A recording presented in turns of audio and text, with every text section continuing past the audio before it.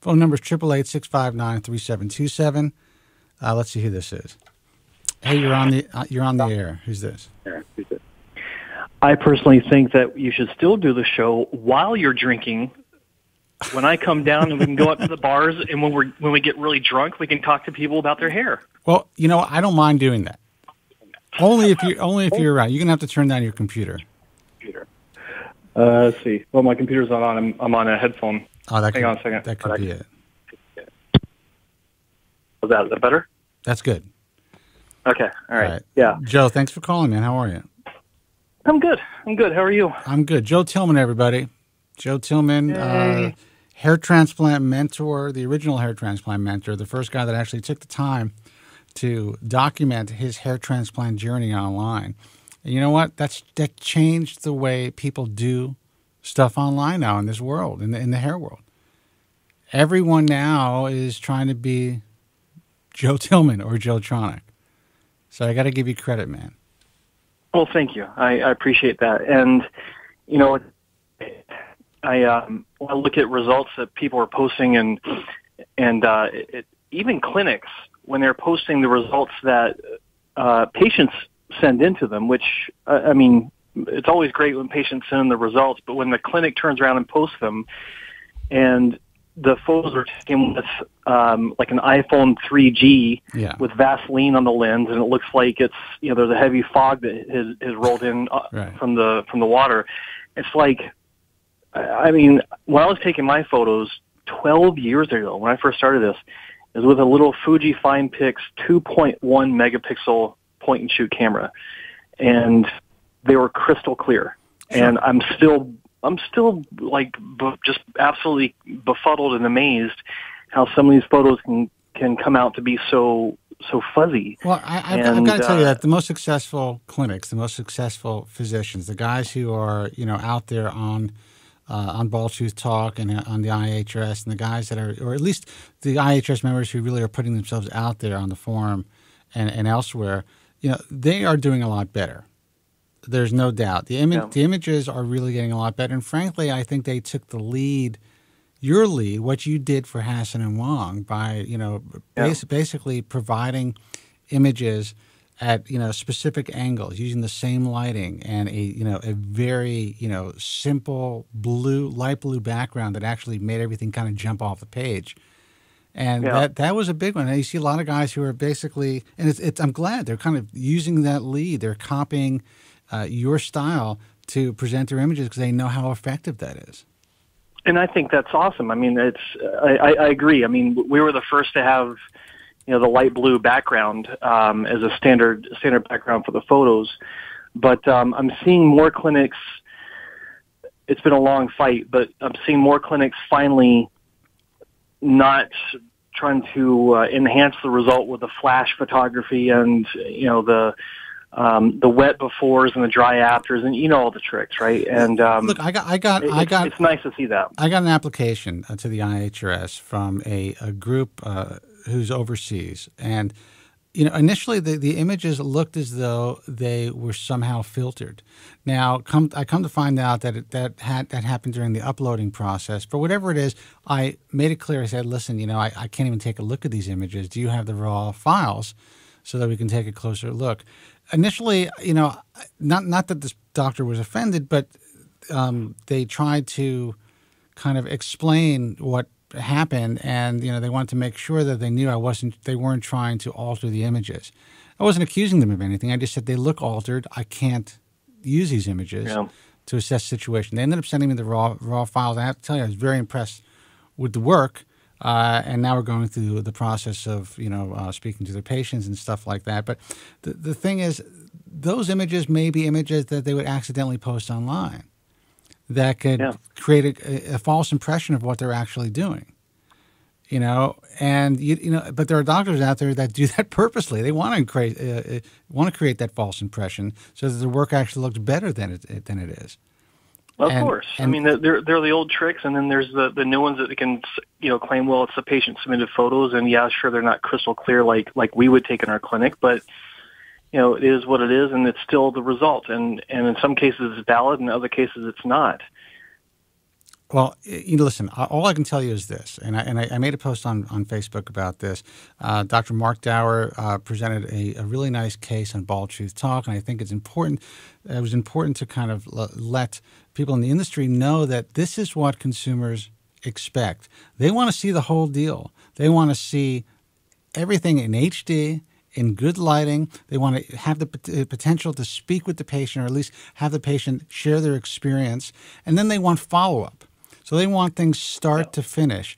You actually presented, for a while you were doing Hair Transplant Fridays, or Hassan and Wong Hair Transplant Fridays. What was it called? Is that it?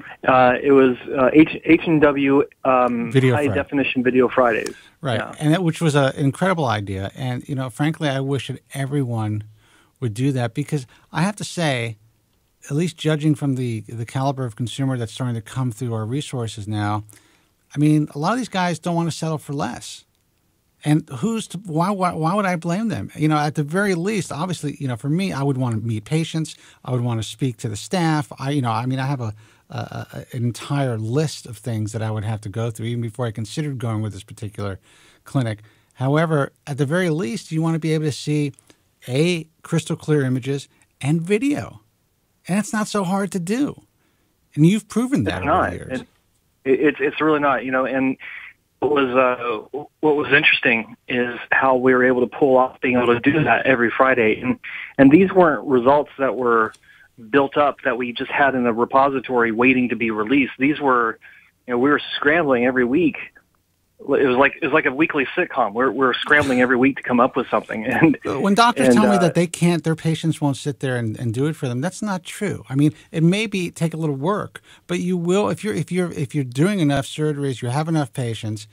Even if you have to offer a patient an incentive to say, you know what, if you do this for us, we'll do something for you. It's going to help other patients. Yeah, and it's definitely worthwhile, and it's not just worthwhile for the clinic to do it for themselves, but it helps to elevate the education level, the awareness level for the average consumer of what a real, a quality hair transplant should look like. And when you go through the motions of, it's not just seeing the patient sitting there turning his head left or right. It's taking a comb, and when you're combing through it, you're actually bringing the camera up nice and slow so it has time to focus and just lock in on those hairs as they actually exit the scalp. You can see. Joe, I think we lost you, man. In the natural bird. Joe, okay. we just lost you for 1 second. Listen, I'm going to keep you potted up because I want to talk more about this, but we have some calls. I want to take them. I don't know if maybe someone has a question for you. So let's see who this is. Hey, man, you're on the air. Who's this? Where are you calling from? Hello? Hi. What can I do for you? Hey, it's Steve from Toronto. Hey, Steve from Toronto. What's happening? Not much. Last time I called, Joe was on the air as well. So it's actually good to have him here as well. Well, good. I'm glad. Hey. So Hey, what's happening with you, man? Couple things. I don't know if you recall, last time I called, I was talking about Finasteride and taking the blood test and some of the results being off the charts. And you guys had suggested, or one of you had suggested, and I think the other concurred, that the best thing to do was redo the blood test. So I took the advice and I redid it, and lo and behold, the levels did drop significantly on that second blood test. So that was some good advice. There you go. The levels are still pretty high, though, but I figured, I'd give it some more time. Well, what levels are you talking about? What exactly is high? I kind of forgot this call. DHT, dihydrotestosterone levels were pretty high, well above normal. Right. And they're still above. They dropped quite significantly on the redo, but they were still above normal. Right. Now, let me ask you, now you're currently using Finasteride? Yeah, the generic. Okay. Also, what about your liver enzymes? I'm just curious. Have you had your liver enzymes checked during these blood tests? No, I never even thought about that. Okay. I think it's important that you do. And again, first of all, I am not a physician. You guys need to understand that. But, if anytime you decide to get any type of blood work, especially when you're taking any medication, it's my advice, and I think the advice of a lot of physicians, to include some blood work where they check your liver enzymes. You never know if there's some sort of an issue. We don't know I mean, it's pretty unusual for your DHT levels to initially be off the chart, but then be extremely high to a level where, I mean, if you're taking finasteride, it is supposed to, if it's effective, if it's the actual drug and you're not taking some sort of a dummy pill, it definitely should suppress your DHT to a significant degree. Yeah. And I redid that test within, I think, a few weeks of the original result, and it's probably been almost a year. So I'm going to redo it again just to see where I'm at.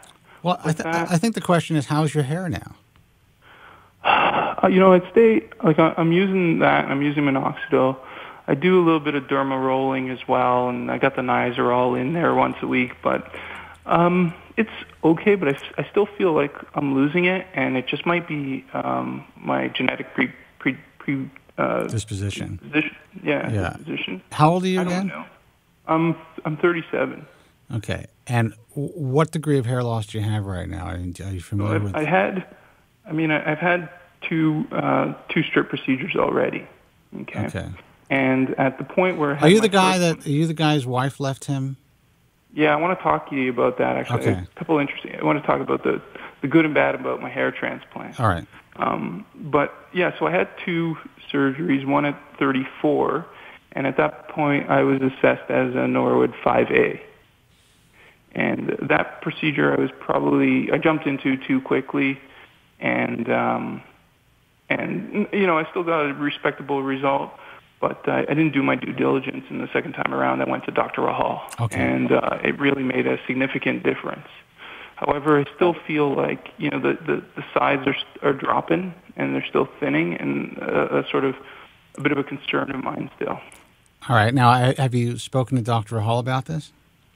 Last time I went to see him was probably at the 12-month mark, and at that point he thought it was still strong.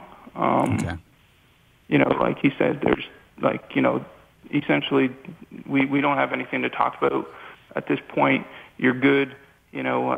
Just give it some time, and then we'll revisit it in a year, and we'll see where you're at, and then we'll talk further, Well, Joe is in the trenches, man. He sees patients every single day, and he obviously counsels patients, and he helps them through the consultation process. I think he's someone, I think it's a great opportunity to speak to him about this. Joe, what do you think about his situation?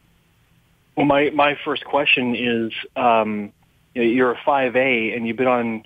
How long have you been on Propecia? We're just about at the 2-year mark. Okay, and that's in consistent use, right? Yes, daily. Okay, now the key question if I don't ask this of everyone I'm talking to about finasteride, it's something that I've forgotten. But in this case, it's mandatory. Are you taking the generic, or are you taking the name brand? I'm taking the generic. I know you are taking the generic.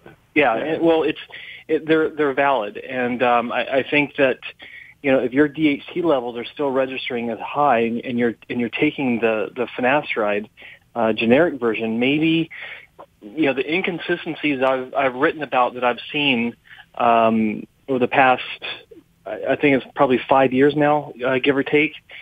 It's continuing, and it's actually getting worse.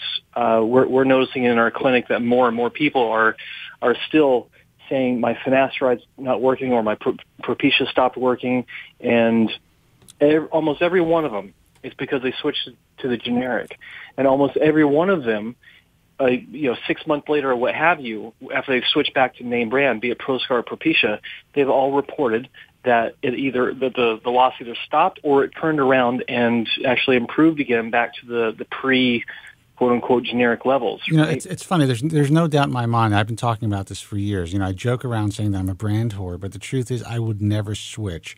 I believe in the brand, and there have been so many people over the years that have said that they started with Finpecia or other Indian brand finasterides, and then became generic here in the U.S. and they were getting generic finasteride. And for some people, it seems to be working, and for others, if they make that switch because they want to save a couple of bucks, I would say 8 out of 10 guys will report, and maybe 7 out of 10. I don't have the exact stats, but the vast majority of guys who make that switch report back to us saying that they lost ground. Why is that? I mean, is there some, minute molecular, differential that we don't know about? Here's something interesting, Spencer, that I learned. I don't recall if I told you about this, but I had a pharmacist come in about 2 years ago for a consultation, and we were talking about this exact issue, and I brought up the generic versus name brand, and he said that I'm spot on. And the reason he said that when generics are cleared by the FDA, or in Canada, the Canadian equivalent, he said that I actually have to have every patent for that medication copied, or the molecules that are patented copied. He said there's I'm not sure 100% of what the medication is. I think it's Lipitor, which is probably the most prescribed medication in history. Right. Has and these are rough numbers from memory, but it has something like 52 patents. Well, that and oral contraceptives, but yeah. Yeah, of course, Yeah. but it has like 52 patents, and to be able to qualify as a generic, you only have to meet 13 of those 52 patents to be able to qualify as a generic for that specific medication. Right. So that alone tells you that it is not the same thing, and that there has to be some other components that aren't being included that do make a difference. And also, if they don't have to meet all of these specific patents, different companies will meet different criteria as long as they meet that number, that 13 number. So, say you're getting Xanax and you're getting generic Xanax from one company, and then you switch to another company. There's a possibility you're going to have a different effect. And, when you're dealing with a benzodiazepine, you're going to feel it, you're going to feel a little relaxed, or you're going to get a high, whatever it is, with any of the products that you use. When it comes to something like this, you really don't know, because in most cases, you're not having any physical manifestations, except, you're seeing that the hair loss is, there's hair loss cessation, or there's hair growth, if it's working. Otherwise, you don't really feel anything else. Yeah, there's no immediate return on taking it. There's no immediate effects that you can gauge, right? And by the time you can see something, it's too late. You've lost ground. And so, I'm such a huge believer in staying away from the generics. You're only saving a few bucks, literally. I mean, it's when you're doing ProScar quartered into 4 pieces, right. That's it's so cheap that way to begin with. I mean, I don't understand the need to save $5, but regardless, stick with the name brand. I mean, Steve, by all means, get a hold of Dr. Rahal and ask him to get a new prescription for you, or your local doctor. You said you're in Toronto? Yes. Yeah. So I mean, if you can't get Dr. Rahal to do it, then or if you have a regular family doctor that can do it for you, then by all means, whichever is the easiest and quickest route, do take advantage of that. That's who's doing it right now, is just my regular family physician, and I had no idea that, the variants could be so great on those, and the number of patents that have to be met. The requirements seem pretty low when you're talking 13 of 52. And the funny thing is, like, and this isn't funny, but I didn't really feel any physical impact other than, they said there's the sexual side effects with this drug, and I was sort of anticipating that. And I sort of weaned myself onto the drug, but I got to tell you, I've had absolutely the opposite effect, and it started to concern me, because I was like, shouldn't I be experiencing, something different than I am? But instead, I was like, I was always ready to go. Like, it had the opposite effect, and it kind of concerned me in that respect. I was like, I'm expecting this to have sexual side effects, not ones that actually, make me more excited. Well, I think that's an interesting note, but I don't want you to think that just because you had the opposite effect sexually, that that there's something wrong with that with the generic. I am not a fan of generics when it comes to Finasteride, but I have heard guys who have called the program, contacted me over the years. It actually happened to Joe from Staten Island, and at one point when I first started using it, it happened to me on the name brand. I definitely felt more was amorous. When I first started using the drug, and the doctor initially there was a doctor in New York who was trying to talk me out of using it because he wanted me to buy his concoction of bullshit, in my view, and he basically said that I was going to be. I was going to become a woman. I was going to have, they were going to have feminizing effects. I was going to grow breasts. This is before it was approved by the FDA for hair loss. Anyway, when I first got on the drug, I definitely felt like I wanted to go. Like it was like supercharged. That kind of settled down to a normal level. So I think that could even happen in some people with the name brand. So. I agree 100%. Yeah. My advice, and I think my advice is to take Joe's advice, to talk to your doctor about getting a prescription. If you want to save some money, get a prescription for ProScar. And again, I'm not a physician, neither is Joe, so talk to your doctor about it, and just cut it in quarters. Yeah. I mean, what do you got to lose at this point? And one thing to understand, Steve, is I'm not 100% sure in Canada, but I'm pretty sure that even if your doctor does say does write a prescription for Finasteride, 5 milligram Finasteride, which by definition is the generic when you go to the pharmacy. That's what I'm taking. You can. I'm sorry. That's exactly what I'm taking right now. Yeah. Okay. So you can stipulate to your pharmacist. I don't even think. Now that I think about it, you might not even have to talk to your doctor about it. You can just go to your pharmacist and say, "I want the name brand," and they may try to talk you out of it, say, well, this just saves you money and whatever. They have to get it for you. So if they don't have it in stock, again, I could be wrong on this, but I believe that they have to order it for you if they don't have it in stock. Well, what they'll normally do is they'll say that, if people are using their insurance to cover it, that insurance doesn't cover it, the name brand. But, most people, I mean, at least I do, I pay cash for my ProScar. So that never enters into the equation. So, yeah, I mean, you can give it a shot. You can call them. You don't even have to go down there. Say, listen, I've been using the generic. I was advised to use the brand name. Do you have brand name in stock? If not, can you order it for me? And they'll tell you yes or no right there on the phone. Yeah, I'll definitely do that. I'll take that advice. I think that's good. I'll definitely give it that a shot and keep up to date with my levels. You said you had something else you wanted to add before we go. So tell me. Yeah, what else? I just kind of wanted to talk. And just kind of share my experience on the whole, the good and the bad about the hair transplant, taking that route for me. Okay. Well, I'll give you a few minutes. Go ahead. Yeah, I mean, for me, like when the situation happened with my ex, I kind of felt like very unattractive. I had to go back out in the market, and I felt really bad about myself. So I jumped into it, and I got my procedures, and I can tell you, like, it changed my life with women. Like, I had more than I can handle. Wow. It was like, I like, maybe it was the hair, maybe it wasn't, but like, it was just, even right now, like, it's just, I feel like my options are infinite right now, and maybe it's confidence, or maybe it's actually how I look. It's probably a combination of both. Yeah. Well, it's really made a difference in that respect. Interesting thing, and I don't know if this has anything to do with the hair or not, but the ex has come back, and she wants to reconcile now.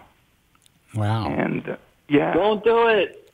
Yeah, dude. If I remember correctly, didn't she fool around with like your friend or something? Was that you? Yeah. Okay. Yeah. No. You got the story right. Yeah, it's right on.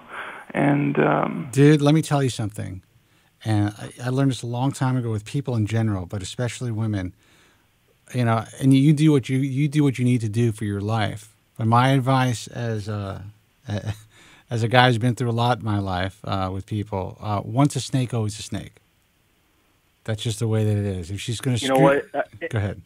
Spencer's 100% right. But let me tell you a quick story about my history. Okay. The whole reason why I'm even here today, the whole reason why I'm in this industry, the whole reason why I'm Joe Tronic is because of my divorce before I had my work with Dr. Wong. And I had already had my 2 bad procedures, and I don't know how I did it, but I pulled this woman to be my wife for a couple of years, but then we wound up getting divorced. And it's the exact same reason that you went ahead and had your first ones, that I decided I need to get repaired. I'm back on the market, right? And I'm walking around sporting this, this ridiculous looking pluggy hairline. Yeah, man, that was 31, 32 years old at the time. Did you hear that? He goes, yeah, man, that was awful. No offense. It was awful.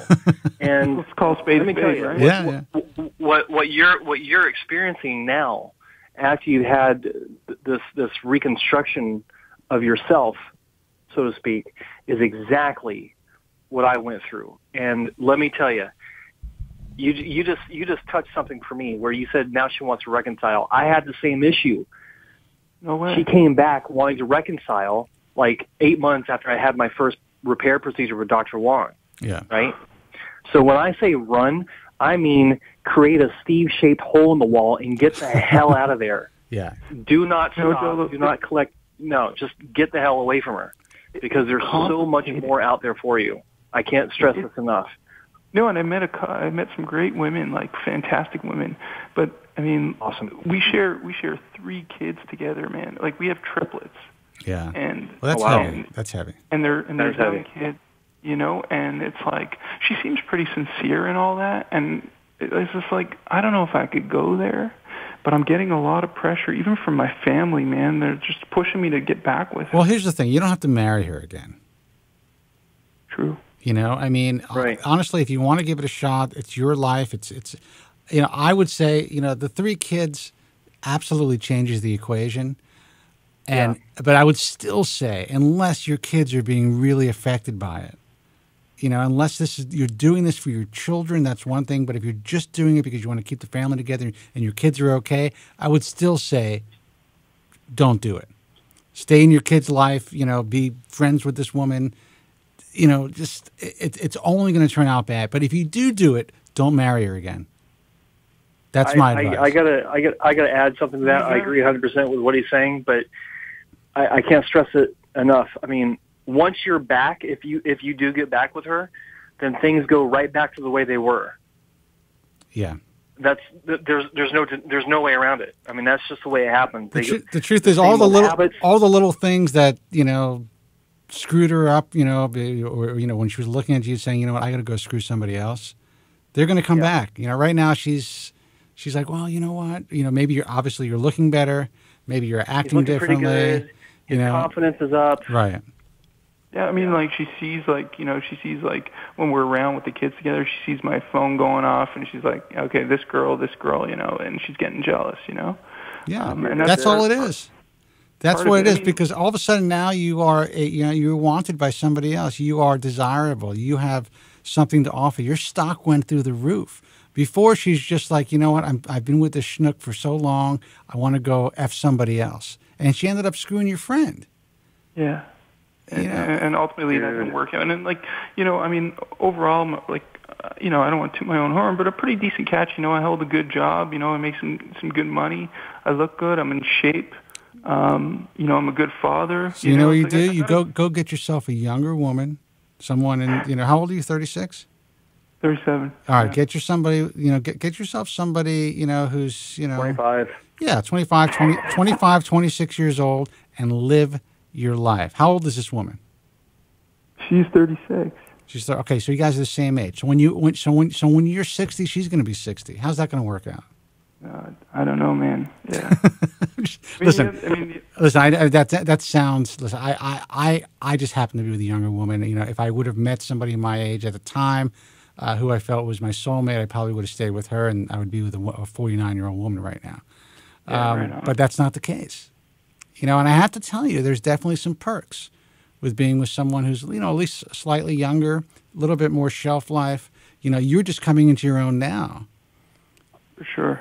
So you could have a lot of enjoyment in your life, dude. Listen, take care of your kids. Do whatever's best you think is best for your children. But if you're just doing it because it's easy and because you miss her because of what you thought you had, and now that you're seeing she's paying more attention to you because you are now becoming the man, other women are going to feel the same way about you.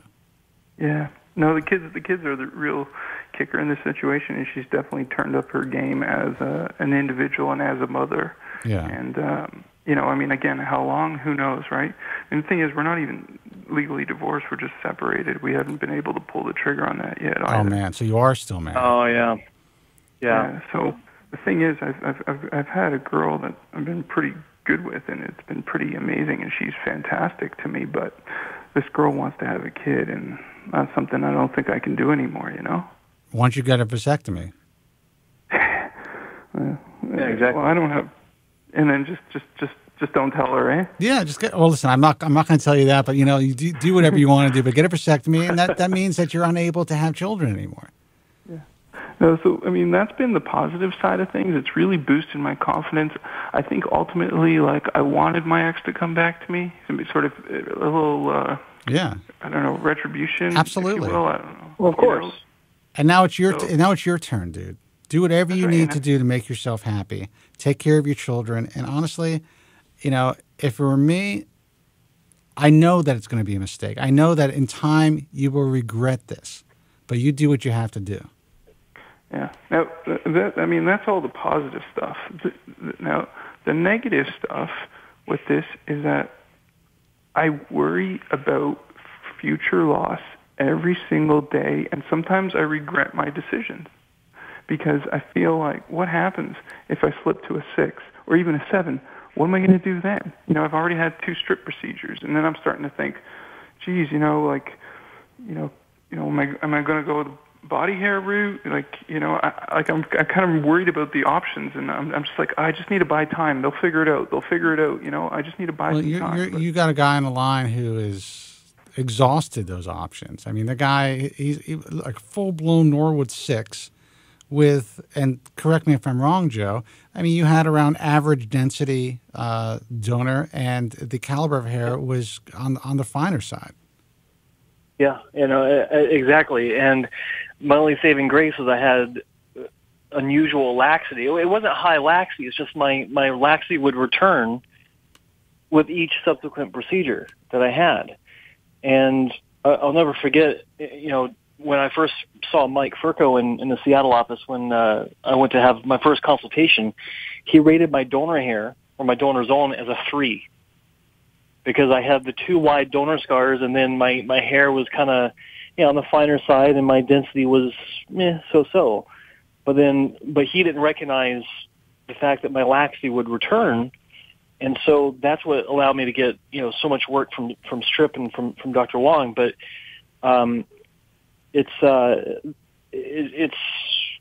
mean, if you're willing to kick the bucket a few more times, I mean, as long as you are with a doctor that is strategic with the plan, with the future procedures, which I know Dr. Rahal, if you decide to stick with him, is that kind of doctor. Yeah. Then there's no reason why, as long as you have the financial means to keep doing this, that you can't keep addressing this in a wise fashion, so that you don't have this appearance that you might be fearing right now.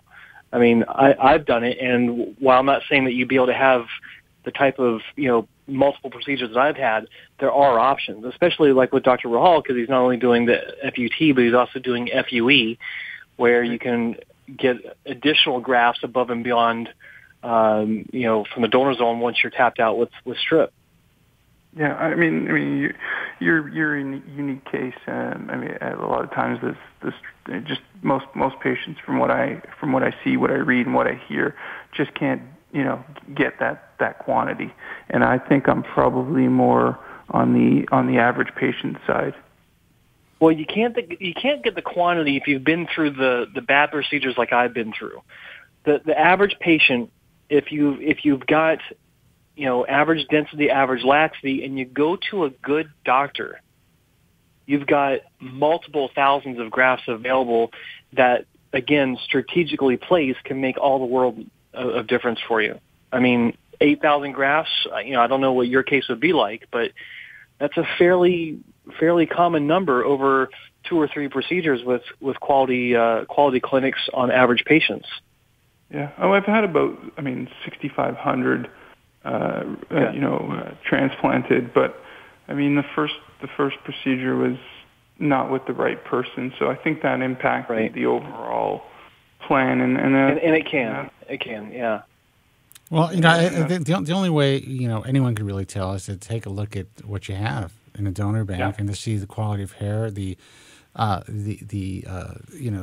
contrast between your hair and your skin. If you have light hair and dark, if you have light skin and dark hair, and if the caliber is not great, obviously you're going to need more hair to be moved to get the coverage. If you have lighter hair with darker skin, or if you just have lighter hair and lighter skin, you're going to have a possibility of having a more denser looking result. You can move less hair and get a better aesthetic, appearance. It really just depends on your hair characteristics. You may be a better candidate than you realize. I'm just really scared about those size dropping and not being able to do anything about it. I really love, having this hair now, and it's really made a big difference in my life, except now I do worry about it, and at times I kind of wish maybe I hadn't gone this route. Maybe I just did some FUE, and I would have been, somewhat have the appearance of, a somewhat scarless procedure, let's say, and then, had the option of SMP. Now I'm kind of worried about that future, but yeah, I'm definitely looking at the docs for advice. Actually, I have contacted the Joe, your Toronto rep, so I'm looking to have a consult. Okay, yeah, James. James, yeah, I've been in touch with him. I just haven't been able to coordinate a time to meet with him. Time he was meeting patients, I was just finishing up a tax season here, so I just couldn't get out. Yeah. But, well, listen, man, we're gonna have to close up shop. Joe, what did you want to say? I just wanted to express to Steve that you need to live in the here and now with your hair. In other words, don't spend your time worrying about the future. Okay, you're doing everything right.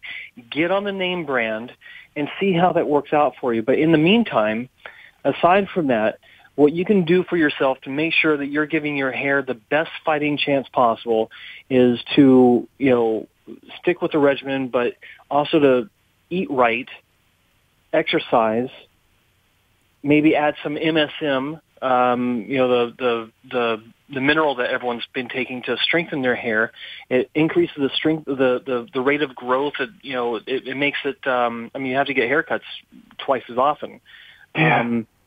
That's what I do. I take that. I've added biotin to my routine, and I'm just trying to be as healthy as possible by avoiding things that I know aren't good for me and taking in a lot more of the things that I know are good for me.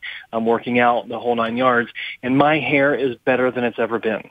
And I'm a big believer in diet and nutrition having an impact on the quality of the hair. And if you're taking foods and eating foods that can also help with inflammation issues that you may not be aware of in your body, that too can help stave off even a little bit of hair loss.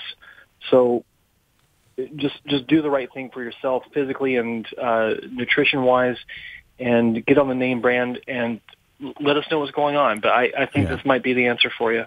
Yeah, listen, Steve, I think it's all good advice, and getting on the name brand could really be life-changing. You're not having great results at this point. You feel that you're continuing to progress. Your DHT levels are, higher than they should be when you're taking finasteride, according to you and to your physician. So, I don't think it's going to, I think it's good advice. I don't think you're going to do yourself any harm, and I think it's very possible that you can see some improvement. So talk to your doctor about that. All right. Thanks, guys. And again, I want to make sure that everyone knows that, we are not giving any medical advice on this program. No. Joe Tillman and myself, we are not physicians. We're just basically speaking from experience. Steve, listen, man, good luck. Thanks for the call. Good luck, Steve. All right. Thanks. Take care, guys. Take it easy. Bye. All right. All right. 888-659-3727. Let me see. I'm not sure if you're on line 1 or line 2, Joe, so I don't want to hang up on this guy. That's a good call with Steve. I really hope he's able to get back to us about what's going on once he switches to name brand. Yeah, I do too. He's called several times. It's funny. Like once people start to kind of remind me and piece together their story a little bit, I remember the calls and I remember what he went through, and I remember that he went through a very difficult time with his wife, who left him for his friend who's screwing around with his buddy, which is absolutely devastating. But Listen, What a piece guys. of work. Yeah, listen, guys. I appreciate the calls. I know we have calls on hold, and thank you so much for participating tonight. Again, this is a call-in show, so you guys call in. It makes it interesting for me. It makes it interesting for our listeners. If you don't call in, then maybe I'll just do some recorded stuff with Joe. Put that out for public consumption. That's it. No pressure. You guys We still need to do the bar. I'm telling you. We can do that. Well, I'll bring a little. I'll bring a little digital recorder. We'll make it happen. I could stream it directly to GFQ. I think it'll be a lot of fun. Listen, guys, thanks so much, Joe Tillman. Thank you very much for calling in. Always a pleasure. And you can check out Joe on Bold Truth Talk, of course, if you want to speak to him directly. And you can go to his website, which is hairtransplantmentor.com. Joe, thanks a lot, man. We'll talk soon. All right. Thanks a lot, Spencer. All right, take it easy. Good night. 888. I'm not giving out the phone number. And Joe, I hope I gave out the right. Joe, you still there? Okay. I hope I gave out his right website. I think it is hairtransplantmentor.com. You guys, Joe, if that's the wrong website, just put the URL in the chat. I'm pretty sure that's correct. Guys, listen, I got to go. Let me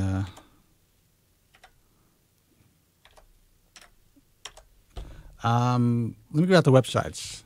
AmericanHairLoss.org. Check out the American Hair Loss Association. If you're considering surgical hair restoration, please check out the International Alliance of Hair Restoration Surgeons. We really have done our best to create a safe place, a group of physicians who are really the best of the best, in our opinion, in the field.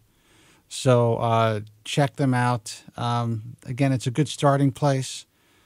We do not necessarily recommend having hair transplant surgery. In my view, surgery is always a last resort. But if you're the right candidate and you find the right physician and the right team, it can be life-changing. So, if you're considering surgery, check out ihrs.org. Also, if you want to interact with other hair loss sufferers, and if you want to learn more about the hair transplant procedure and other types of things that are happening in the world of hair loss, and just speak to other people about your issues, go to the message forum, which is baldtruthtalk.com. Remember, please take everything that you read from anonymous users on any message forum, and that includes ours. And we keep our semi-private. Take it with a grain of salt. Understand and know your sources. If it's coming from an anonymous user, you never know where that information is coming from. So do your research. It's great to interact with other hair loss sufferers. It's great to garner as much information as you can from our message forum, but then continue to do your research before you make any decisions about any products or services, especially the gray market products that are being promoted by many users on all the message forums. And also, even before you have hair transplant surgery, it's great that doctors are starting to present more images and more video, but you really need to speak to the physician if possible, speak to their patients if possible, see if you can meet some patients before you make that decision to undergo surgery.